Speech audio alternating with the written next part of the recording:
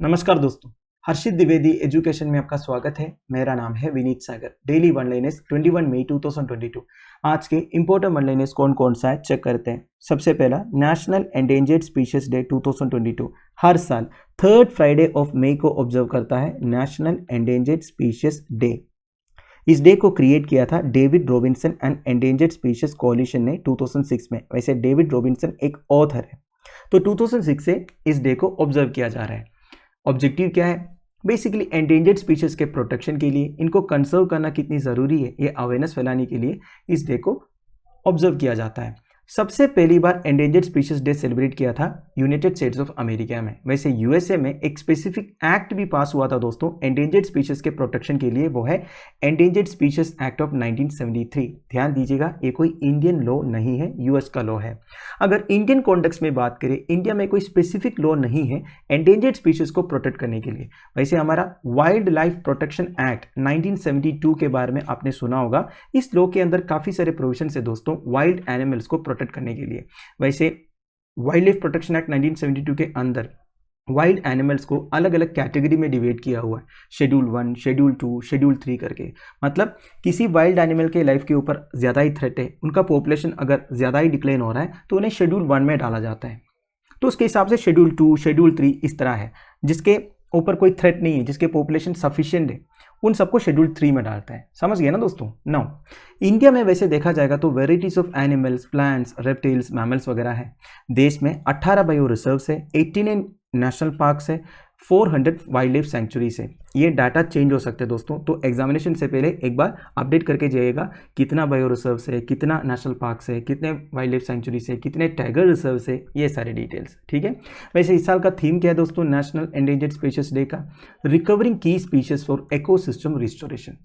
अब आपके मन में एक डाउट आया होगा दोस्तों, ये एंडेंजर्ड स्पीशीज का मतलब क्या होता है? वैसे आपको पता ही होगा, फिर भी मैं कुछ क्राइटेरिया आपको बता देता हूं जो international union of conservation of nature ने फॉर्मुलेट किया है। International union of conservation of nature का एक रेड लिस्ट है, उसके बारे में आपको पता होगा। उस रेड लिस्ट में भी वाइल्ड एनिमल्स को, प्लांट्स को अलग अलग कैटेगरी में डिवाइड किया हुआ है, जैसे कि endangered, critically endangered, near threatened, threatened, near to extinction, least concern, ये आपने सुना होगा। तो एंडेंजर्ड कैटेगरी में एक स्पीशीज को डालने के लिए कौन कौन सा क्राइटेरिया है? सबसे पहला, 50 to 70% पॉपुलेशन डिक्रीज होनी चाहिए 10 साल में। ठीक है। इनका जो टोटल जोग्राफिक एरिया है, बेसिकली हैबिटेट की बात हो रही है, वो 5000 स्क्वायर किलोमीटर से नीचे होनी चाहिए दुनिया भर में। अगर लोकल पॉपुलेशन है, मतलब कोई स्पीशीज एक पर्टिकुलर कंट्री के लिए एंडेमिक है या फिर एक लोकल एरिया में दिखता है, तो वो 500 स्क्वायर किलोमीटर से नीचे होनी चाहिए। तीसरा, इनकी जो पॉपुलेशन साइज है 2500 अडल्ट से कम होनी चाहिए। नाउ और एक क्राइटेरिया है रेस्ट्रिक्टेड पॉपुलेशन ऑफ 250 अडल्ट्स और ए statistical prediction that will go extinct in with in the next 20 years. इसका मतलब क्या है? देखिए, या तो 250 अडल्ट से नीचे तो सेम टाइम इन्हें एंडेंजर्ड कैटेगरी में डाल दिया जाएगा, या फिर ऐसा एक प्रेडिक्शन है कि ये एक्सटिंक्ट हो जाएगा अगले 20 साल में, तभी एंडेंजर्ड कैटेगरी में डाल सकते हैं। तो ये सारे पॉइंट्स जो है दोस्तों वेरी इंपॉर्टेंट है, ध्यान दीजिएगा। और देखिए, according to IUCN more than 31,000 species are threatened with extinction. देखिए, दुनिया भर में 31,000 स्पीशीज एक्सटिंक्ट हो सकता है, ये IUCN का कहना है। मतलब टोटल स्पीशीज में 27% ऑफ स्पीशीज के ऊपर थ्रेट है। नाउ इंडिया में कुछ एंडेंजर्ड स्पीशीज का नाम भी बताया हुआ है, Asiatic lion, western hoolock gibbon, Kashmiri red stag, black buck, one horn rhinoceros, lion tail macaque, etcetera etcetera. अगला है first state on OTT platform. Kerala government recently ये अनाउंस किया है, states on over the top platform C Space launch करेंगे नवंबर 1 को। Over the top platform मतलब क्या है दोस्तों? आप सबको पता ही है, for example Netflix, Disney Hotstar, Amazon prime etcetera. तो केरला गवर्नमेंट ऑन करने वाला एक OTT प्लेटफॉर्म लॉन्च होने वाला है नवंबर 1 को। वैसे नवंबर 1 की स्पेशलिटी क्या है दोस्तों? Formation day of Kerala. वैसे आप मुझे कमेंट बॉक्स में बताइए, नवंबर 1 को कौन कौन से इंडियन स्टेट्स अपना फॉर्मेशन डे सेलिब्रेट करता है? नाउ इस OTT प्लेटफॉर्म को एडमिनिस्टर करेंगे Kerala state film development corporation, और इस OTT प्लेटफॉर्म के through world class films, Malayalam films, अलग अलग लैंग्वेज के फिल्म्स वगैरह स्ट्रीम किया करेंगे, और मलयालम सिनेमा के डेवलपमेंट के लिए भी इस OTT प्लेटफॉर्म को यूज करेंगे। इसके अलावा मिनिस्टर साहब ने बोला है Malayalam features, short films and documentaries के अलावा और भी कई सारे इंटरनेशनल मूवीज भी स्ट्रीम किया करेंगे इस OTT प्लेटफॉर्म के through. And biennial international film festival of Kerala में जितने मूवीज एग्जिबिट होता है ना, उस मूवीज का भी ऑनलाइन स्ट्रीमिंग होगा इस प्लेटफॉर्म के थ्रू। अगला है government guarantee policy. Ministry of finance government of India new government guarantee policy लेके आने वाला है, which aims to include all the changes in general financial rules and financial policies। तो मिनिस्ट्री ऑफ फाइनेंस के under जितने general financial rules हैं, financial policies है, वो सब में आपसे चेंजेस होगा। अब ये क्या है मैं आपको बताता हूँ। गवर्नमेंट के नीचे जितने पब्लिक सेक्टर अंडरटेकिंग्स वगैरह है ना दोस्तों, वो कभी कभी लोन उठाते हैं बाइलैटरल एजेंसी से या फिर मल्टीलैटरल एजेंसी से, बेसिकली बैंकों से वो लोन उठाते हैं इंडिया के बाहर से। अब जब ये एजेंसीज इनको लोन प्रोवाइड करते हैं ना, वो गारंटी मांगता है। ऑब्वियस सी बात है दोस्तों, कोई भी एक बैंक गारंटी मांगेगा जब आपको लोन देगा। तो पीएसयू अपनी गारंटी देने से नहीं चलेगा, वो एजेंसीज बोलेगा हमें गवर्नमेंट की गारंटी चाहिए, तब government of India guarantee provide करते हैं। अगर पीएसयू नहीं भरेंगे तो हम भरेंगे, इस तरह गारंटी प्रोवाइड करता था। पहले क्या होता था, वो गारंटी का कोई लिमिट नहीं था, कितने भी अमाउंट का guarantee government of India provide करते थे। पर ये जो न्यू गवर्नमेंट गारंटी पॉलिसी के हिसाब से 0.5% of GDP in any financial year से ज्यादा वो गारंटी प्रोवाइड नहीं करेंगे। एक फाइनेंशियल ईयर की बात कर रहा हूं, जीडीपी का 0.5% लिमिट होगा, उससे ज्यादा वाला गारंटी नहीं होगा, मैक्सिमम 0.5% ऑफ जीडीपी। वैसे हमारा जीडीपी एज ऑफ मार्च 31, 2022 कितना है, आप मुझे कमेंट बॉक्स में बताइए, बहुत बड़ा अमाउंट है। और ये डिसीजन क्यों लेके आया है आप मिनिस्ट्री ऑफ फाइनेंस, क्योंकि देखिए 2003 में एक एक्ट पास हुआ था, fiscal responsibility and budget management act. वैसे इस एक्ट के बारे में डिटेल्ड वीडियो चैनल पर अवेलेबल है, आप सर्च कर सकते हो हर्षित द्विवेदी नाम के साथ। तो इस एक्ट के अंदर ऐसा प्रोविजन है दोस्तों, ये जो गारंटी है इसमें लिमिट होनी चाहिए करके, ठीक है।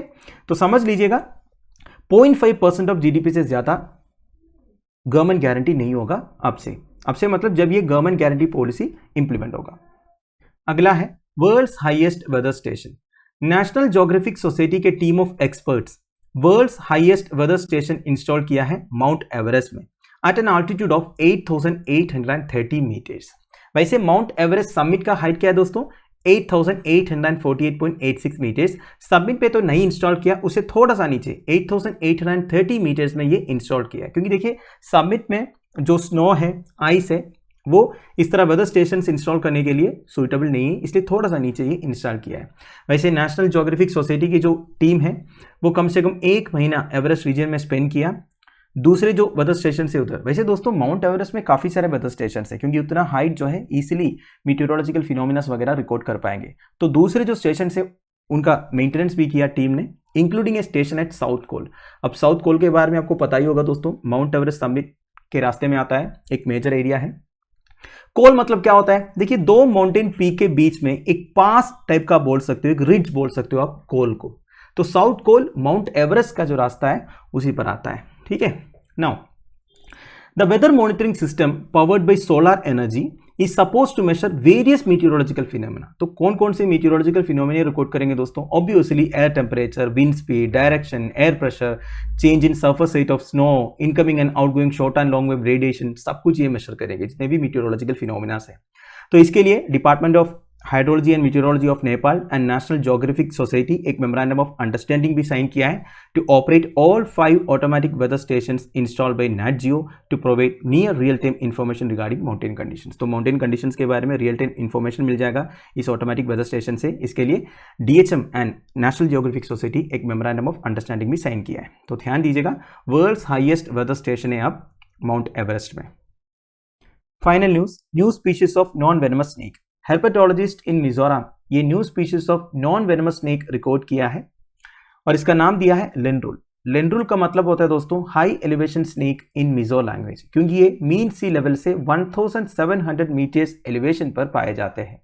वैसे हेर्पेटोलॉजी मतलब क्या होता है दोस्तों, it's a branch of zoology which deals with amphibians, reptiles etcetera. तो रेप्टाइल्स, एम्फीबियंस के बारे में जो स्टडी करते हैं दोस्तों, इन्हें आप हेर्पेटोलॉजिस्ट बोल सकते हो।